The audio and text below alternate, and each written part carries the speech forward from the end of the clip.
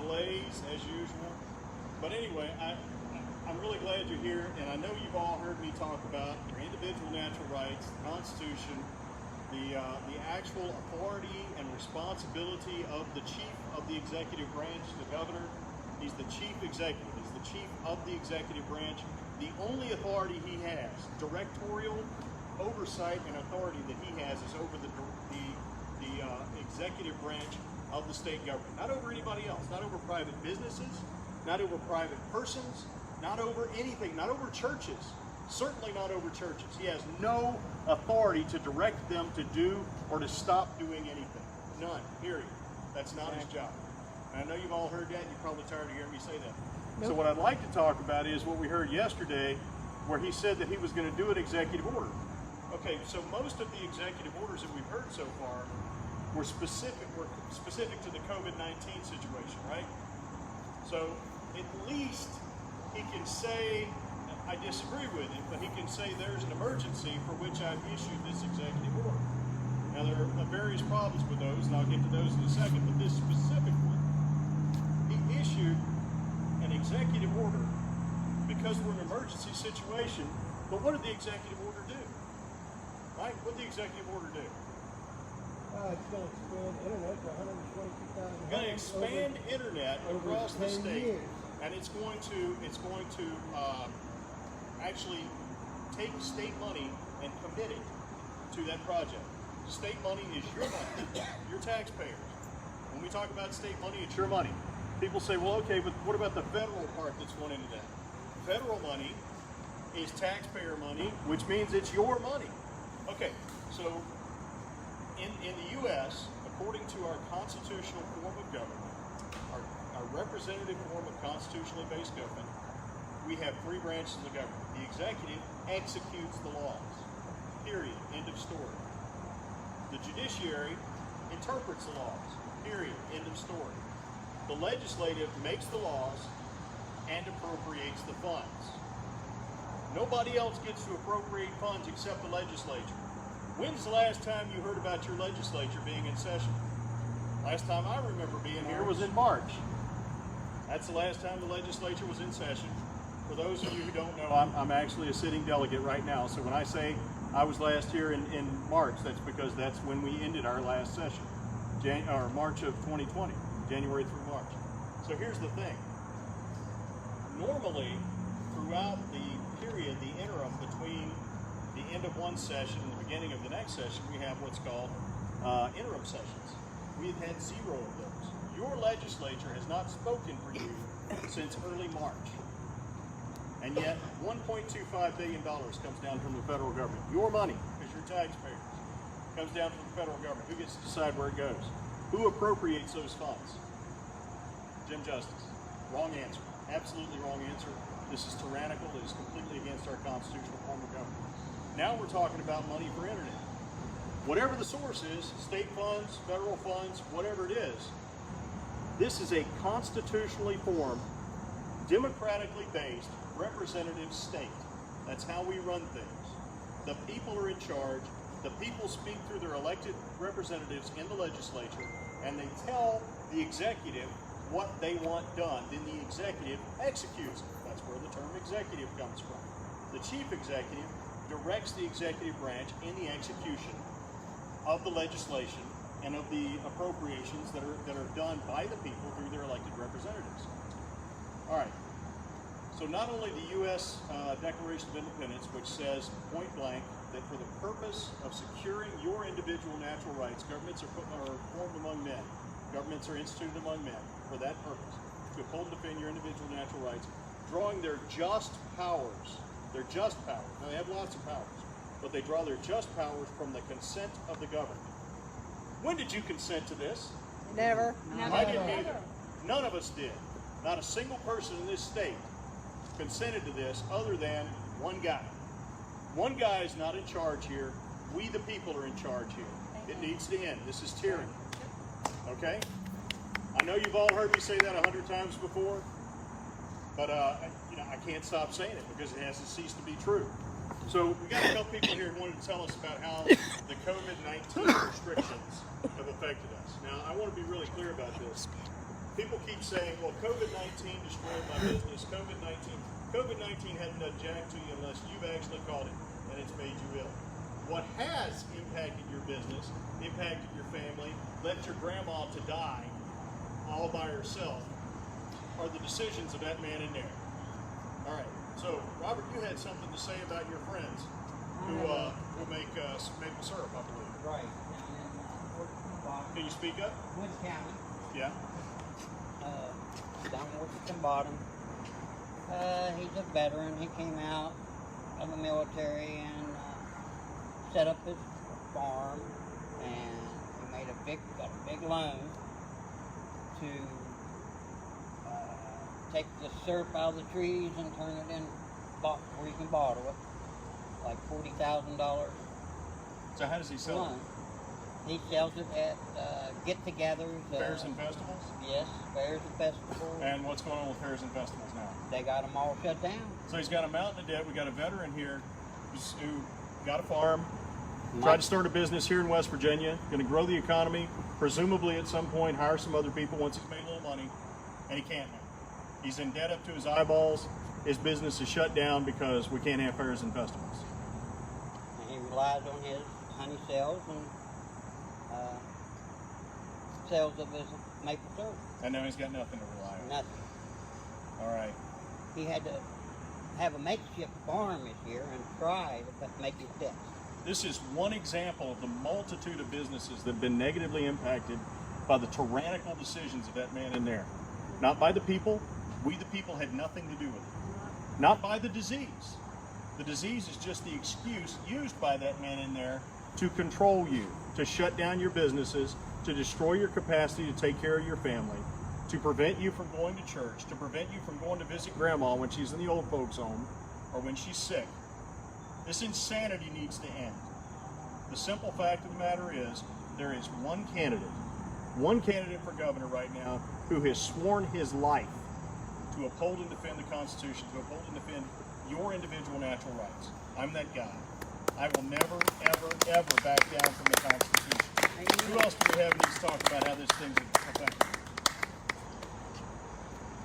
That man in there, the man we call our governor, has manipulated the minds of our fast food restaurants and all of our kids' organizations. I'm a Boy Scout. I love Boy Scouting. But our leaders are being manipulated by the man that we, for some reason, call a governor. Our fast food restaurants are losing workers and losing support because that man in there is making it more attractive to sit at home and earn money instead of working for the things that you love. Now that's just common sense. That in there is the reason why we are in this state of disarray, and he is manipulating our pharmaceutical workers into thinking that this is really about a virus. This is politics. The masks are a social control device. You cannot coherently speak when you have a mask on. That's all it's for. It is a social control device. He is manipulating our fast food workers and all of our kids' organizations. This insanity has to stop. Mr. Wilson, who's running for governor, is going to make that stop. And I'm a proud supporter of him, and I'm not backing down. That's right. Very well spoken. I'd like to go shop without a mask. I'd like to be able to gain entry to my government offices at the city, at the county, at the state without a mask. I'd like to be able to move without being told where to go and how to get there. It's all about control. I'd like to be able to have my constitutional rights to speak freely. I can't understand people with masks. It's more about muzzling us than it is an opportunity for us to stay healthy. And I don't like seeing people in fear. We should be able to have a free access to government without being scared to death to move. And we have desecrated our society, and it's about time that we save the last inches of our government so as not to continue to let the imbalance of power can absolutely just desecrate our government. We have to speak up. We have to do something differently.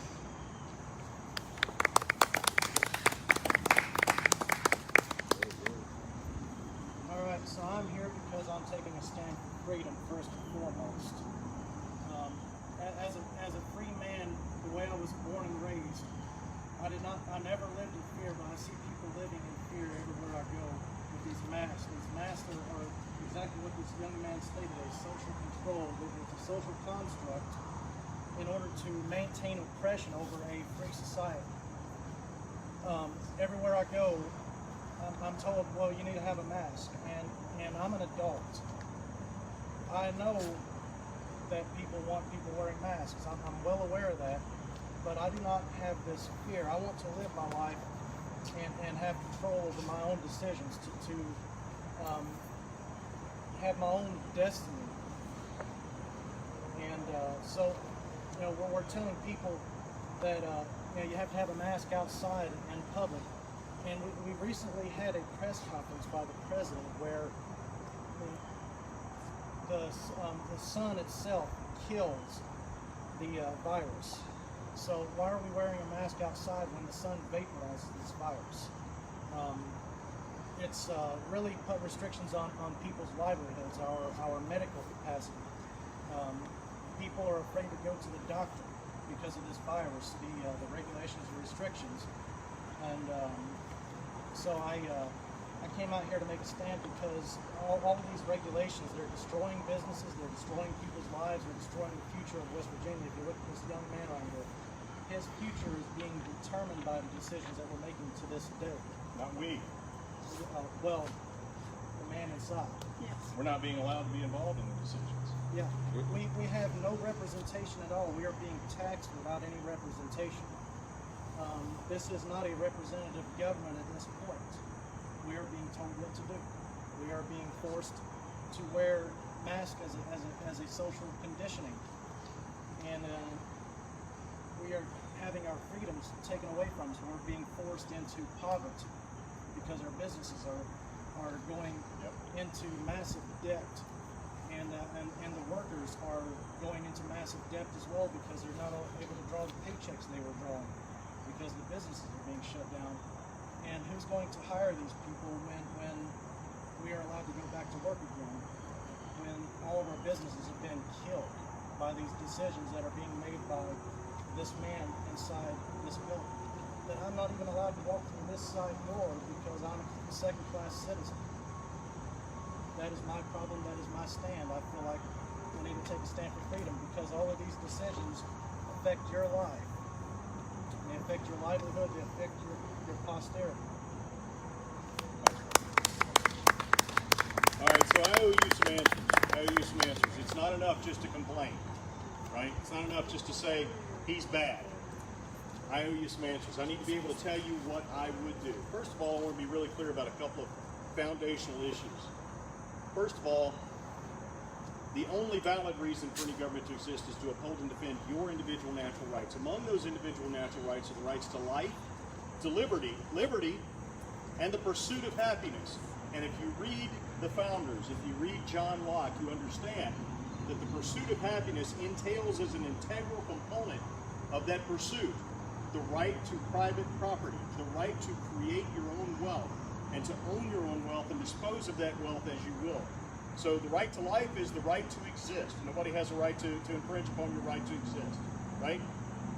The next is the right to liberty. In other words, the right to choose what to do with yourself because you own yourself. No one else owns you. They don't get to decide what you do with yourself. And finally, the right to order your life as you will, to pursue happiness as you will, and an integral part of that is the right to create and earn and control your own wealth because you own yourself. Any wealth that you create or earn, you earn through the investment of your own time, your own effort, your own capabilities. That means it is a part of yourself. You purchased it with yourself. Anyone who takes that away from you, who takes away your right, or takes away the free exercise of that right to control what you have created or what you have earned, is literally enslaving you. It's that simple. All right, so if I come up to you and I shut down your business, I say, hey, Robert, shut down your business. You say, well, no, man, it's my business. And I say, well, actually, I want you to shut it down. And you say, well, I don't want to shut it down. And I say, Robert, shut down your business. Is that the sort of thing we allow in our society? No. Why? Because I don't have the right to tell him to shut down his business because it's his business, right? why is the government any different? If the only valid reason for the government to exist is to uphold and defend Robert's rights to live and to do as he will, what gives the government the right to take away the right for which the government exists to protect? The only valid reason the government exists is to protect that right, and yet the government, through the decisions of one man, one tyrant, is taking away those rights. Explain that to me. Make me understand why that's okay. It's not even close to okay. All right, so I've been asked, given my foundational principles, how I would handle this current situation. And I'm actually going to be fair and go back to the beginning before we knew as much as we know now. Okay? First of all, let me give you a little background. I know we've been out here a while. We got rained on. We waited forever for the governor to show up, but please be patient with me for just a minute. So, as a National Guard officer in both Louisiana and Maryland, I was an integral part of the team that developed Louisiana's All Hazards Operations Plan after Katrina and Rita. Y'all remember the big hurricanes that hit Louisiana, right? Okay, well, I was one of the guys. It was a small team of 3 people. We sat down, we studied everything that happened, and we proposed a new way of doing business. That plan ultimately ended up being used by other states across the nation as a foundation for the building of their plans. I was actually hired to work in the Maryland National Guard when I came home from Iraq based on the work that I did there, and I did pretty much the same thing for Maryland, only on a smaller scale just for the military, not for the whole government, okay? So I know a little bit about what I'm talking about. I'm not saying that to brag, I just want you to know I've got a background in this and know what I'm talking about. So all hazards refers to any hazard, which is any dangerous situation that might threaten the state, okay? One of those is pandemic. So I've actually worked on pandemic plans, how the state should respond to a pandemic, all right? I have a little background in this. The bottom line is the people do not work for the state. The state works for the people. The government only exists to uphold and defend your individual natural rights.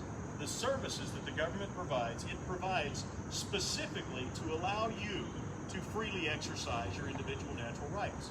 So when you've got National Guardsmen out on the street pulling families out of houses that are flooding, when you've got transportation people rerouting routes out of a city, you know, so that you can get away from the hurricane, they are doing that as a function of the government to allow you to freely exercise your individual natural rights to life, liberty, and pursuit of happiness. They're not there to make you do anything. They're there to facilitate your free exercise of your rights. Okay, that's the foundation for this. Given that, let's say I'm the governor. No, really, let's say. Anyway. Okay, let's say I'm the governor, right? And we have a pandemic coming. I get word of it. What is the first thing I do? The first thing that I would do is I would call in my counselors, all the smart people that I know, and I would declare a state of preparedness. That is exactly what Governor Justice did, and I wholeheartedly supported him when he did that. According to West Virginia state law, a state of preparedness can last up to 30 days. And what it does is it allows the governor to sort of rearrange the way that the executive branch does business. The executive branch does business to better serve the people in the case that this emergency actually materializes. Okay?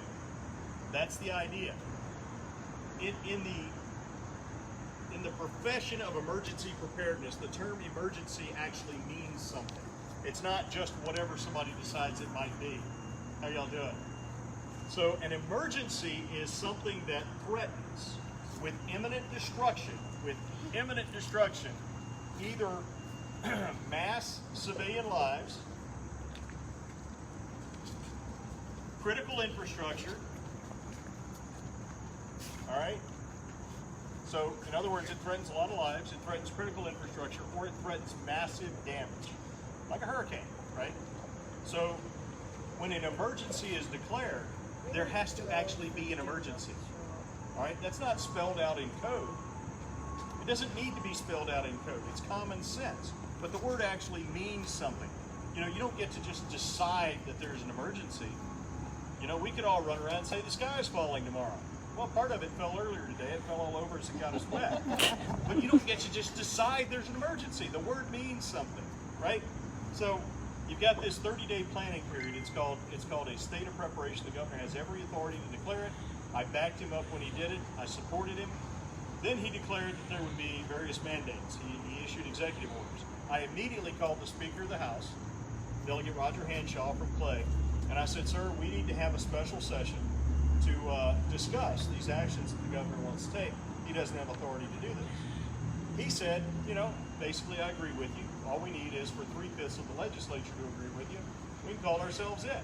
That's the way the law works in West Virginia. 3/5 of the legislature can call itself in. Or the governor by himself can call the legislature in. It took months and months of agitating before we finally got, my agitating and a couple of other delegates, before we finally got 60 delegates to agree. As of today, I started this 2 weeks in. After the 2 weeks after the first exec, or 2 weeks after the declaration of preparedness, state of preparedness. As of today, we have 0 senators on board. 0. I don't know what to say about that. It's almost 6 months to the day. Almost 6 months to the day. 0 of your senators believe that they should have any say, that they should represent you in this action. What I say is I feel like we should fire every one of them.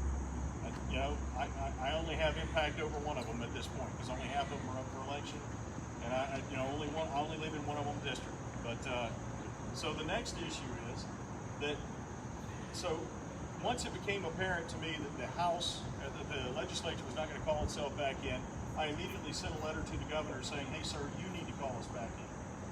Totally ignored it. It wasn't even like I got anything back that said, got your letter, thanks. Totally ignored it. All right? The next thing that I did, because I couldn't get any response from the legislature, couldn't get any response from the executive, I figured, let's talk to the judiciary. So I got together with delegates Bibby, Painter, and Butler, as well as Senator Azinger.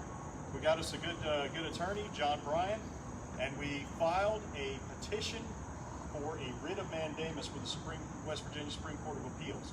So a petition is a request, a writ is just a written document, and a mandamus is an order. So effectively, we asked the Supreme Court to order the governor to please do his job according to the Constitution. The West Virginia Supreme Court of Appeals refused to take the case because they accepted an argument offered by the governor's office and written by the Attorney General, which says basically that we have no right to take him to the Supreme Court because the legislature should do its job. So effectively what happened is the legislature refused to do its job. The governor's office refused to do its job. The governor himself refused to do his job. I went to the judiciary, and the judiciary said, well, since they've refused to do their jobs, we can't help you. That's effectively what happened. So meanwhile, we had the primary. I supported a gentleman in the primary, in the Republican primary. Didn't come out in his favor. I went and sat down with my wife, the captain, and I said, ma'am, this is the situation we're in. We've got 9 kids. We would like for them to live in a free, just, prosperous, and secure land. And she said, I already know what you're going to say. Let me think about it for 3 days. So she thought about it for 3 days. Every now and then she'd come to me and say, okay, what about this? Have you considered this? You just finished grad school. I thought you had other plans. You just retired from the Army. I thought you had other plans. You just decided not to run for re-election as a delegate. I thought we had other plans. And I said, yes, ma'am. We had other plans, but somebody's got to do something about this. That's right. That's right. Period. End of story. 3 days into that, I hope y'all are clapping for Julie because Absolutely. all of this We love Julie. is on my family than it is on me. I'm just a dumb old grunt. I pick an objective and I start going at it as hard as I can, but my family has really paid the price for that, and they continue to, so I appreciate your concern for them. She finally said yes. After 3 days, she said, yes, this is what we have to do, but we're not going to play any silly games. She said, we're going to be very secure in our intent. We're going to be very, very certain about our intent. She said, you, being a strategic and operational planner, you are going to build a strategic plan. You have to build a team because we can't do everything. She said, we're going to squeeze $1 worth of value out of every penny that is donated to this campaign, including the thousands of dollars that we as a family have put into it. She said, we're only going to spend money on the most critical of elements because we don't have $1 billion. Doesn't matter how much money we raise. You don't need $1 billion. We don't. You know what? You know what? I just need your help. That's it. I don't need $1 billion. I need you guys. That's all there is to it. So What I would have done, had I been the governor when COVID hit, the first thing I would have done, I would have called in that, I would have declared the state of preparedness. I would have called in my counselors. I would have considered counsel from a wide variety of experts, not just the ones who confirmed my biases. I would have put your individual natural rights above and beyond anything else that I had intended. Your individual natural rights. Why, you ask, is that? I mean, if you're dead, you can't exercise your individual natural rights, right? The reason for that is simple. Because that's my job. It's the only reason I have a job, is to uphold and defend your individual natural rights. So that would have been first and foremost. In all my years doing emergency operations, emergency planning, that was always the number one consideration. How do we protect the citizens' rights? You know, do we go into a city and say, y'all got to get out of here or we're going to shoot you? Absolutely not. What we do is we go in and we say, we have these resources to help you out. Would you like to leave? Please take these actions to protect your family. Please take these actions to protect your property. Meanwhile, here are the assets you need to protect your family. That is the way we do this. So the governor is the chief of the executive branch. His job is to direct the executive branch to provide the services, the resources, the personnel, and the expertise to support you in making your decisions on how you are going to protect your individual natural rights while we uphold and defend them as the government. Okay, so a lot of people have said they're tired of hearing me talk about philosophy. They want to hear me talk about specific actions. All right, so step 1, declare a state of preparedness. Step 2, call in my counselors. Step 3, start reorganizing the executive branch, streamlining all the processes to ensure that we are providing the services, the resources, and the opportunities to the people of the state to keep their businesses open, to continue to feed their children, to protect their health. Now, if you remember, think way back to when the governor issued his first executive order. Go beyond that to when he actually declared the state of preparedness. Why did he say he was doing it? To flatten the curve, right? To slow the spread? Not to protect me. To prevent the health system in this state from being overwhelmed. Has the health system in this state gotten close to being overwhelmed yet? No, we've actually sent doctors out of Half of them state. got laid off. Yes, actually, well, and that is the critical point. I was actually going to work my way there. Thank you very much for getting me to that. So here's the point.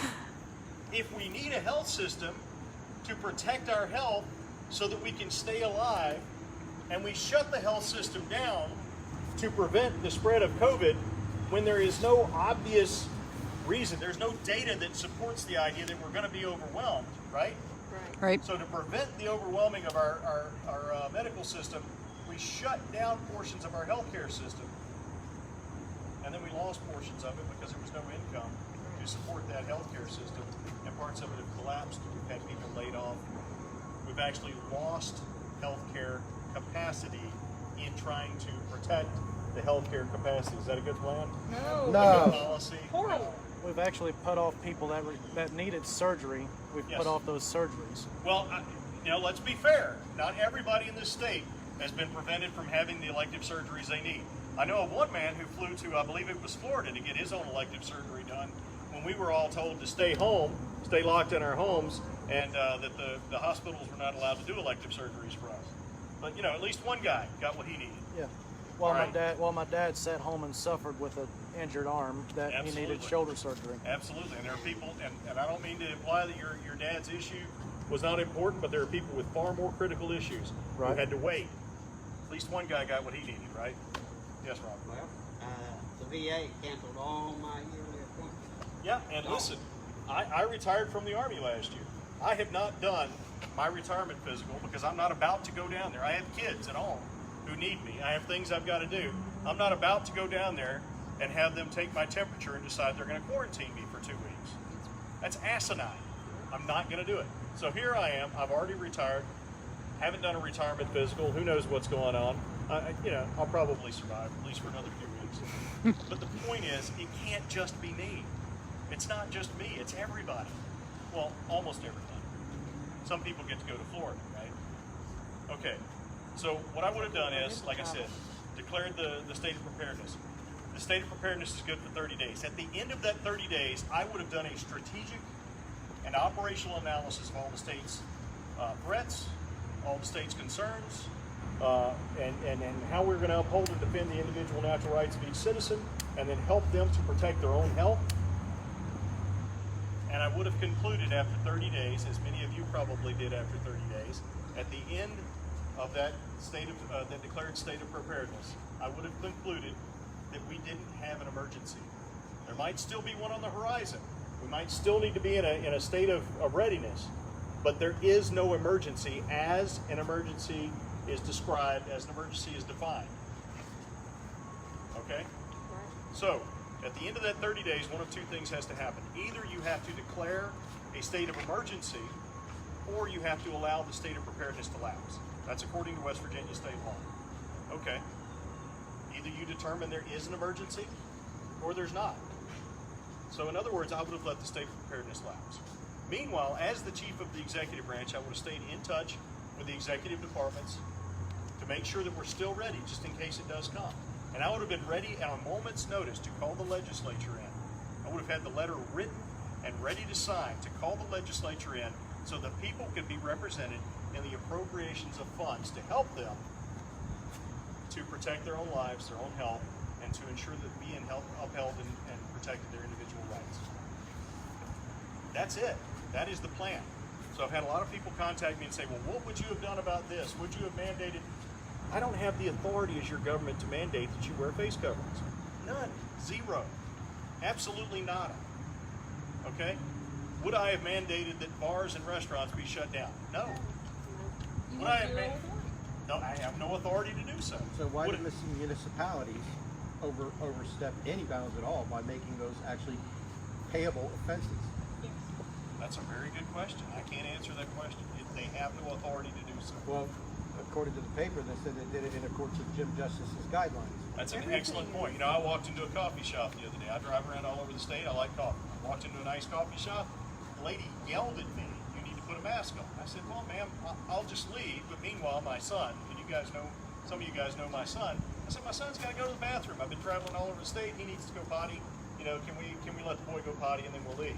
And she went over to my son and told him to get out right now.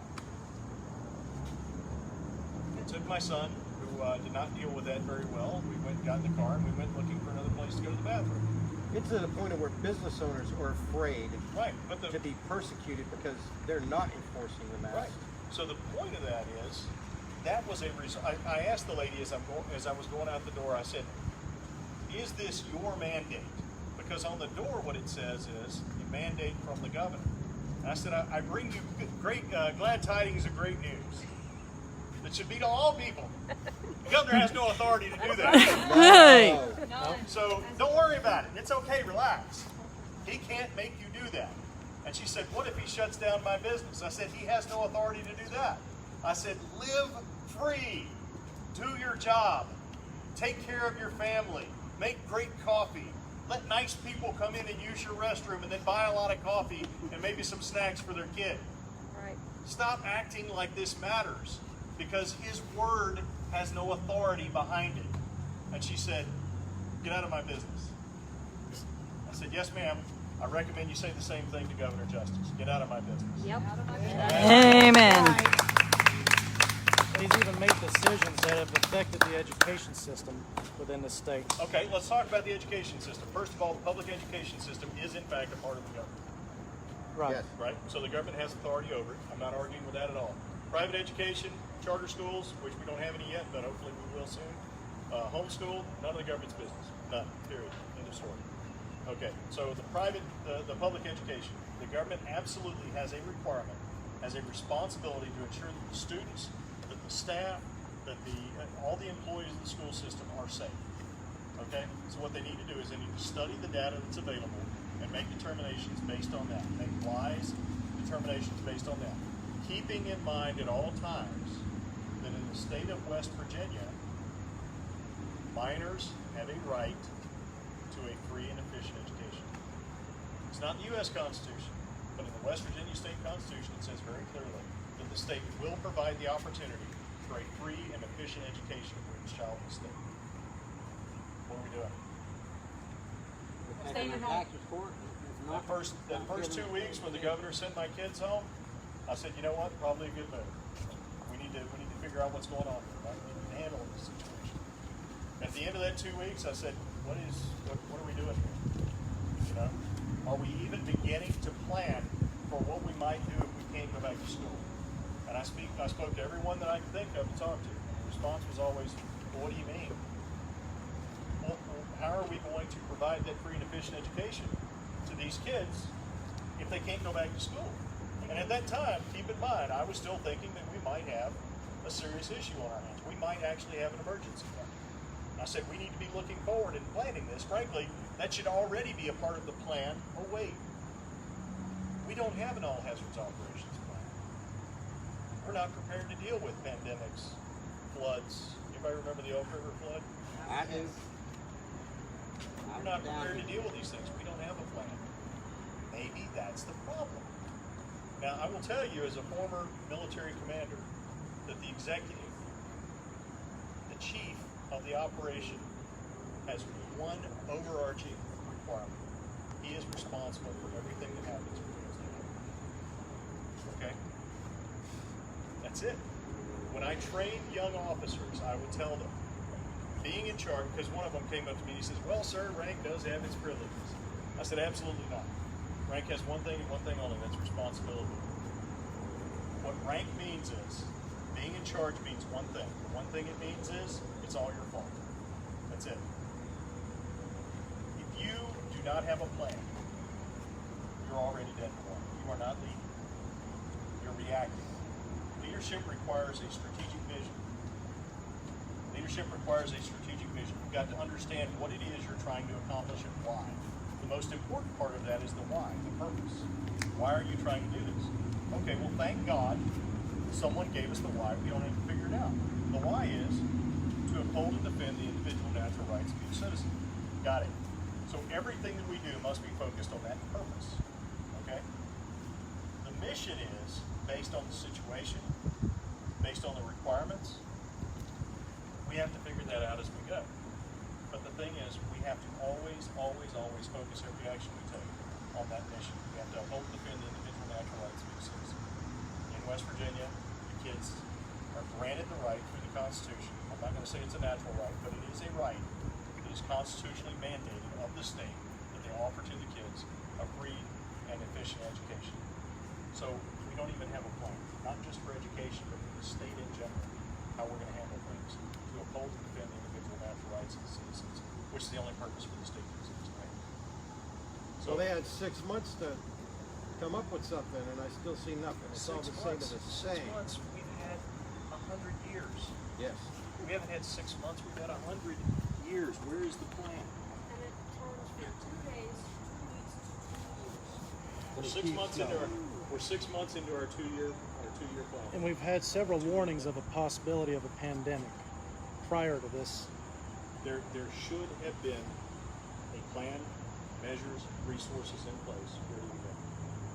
That 30-day declaration of preparedness should have been the chance for the executive to say, okay, based on what we've already done, based on the preparation we've already done, this situation is different from what we planned for in these ways, which means we need to adjust the plan in these ways, and we need to be ready to go.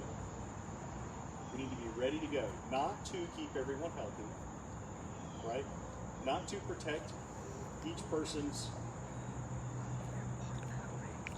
not to keep every single person in the state from getting sick, but we need to be prepared to provide the resources, the opportunities for the people to protect their own health and also to uphold and defend individual rights. I know y'all are tired of hearing me say that over and over and over again, but it's the only thing that matters because it's the only purpose for the government to exist.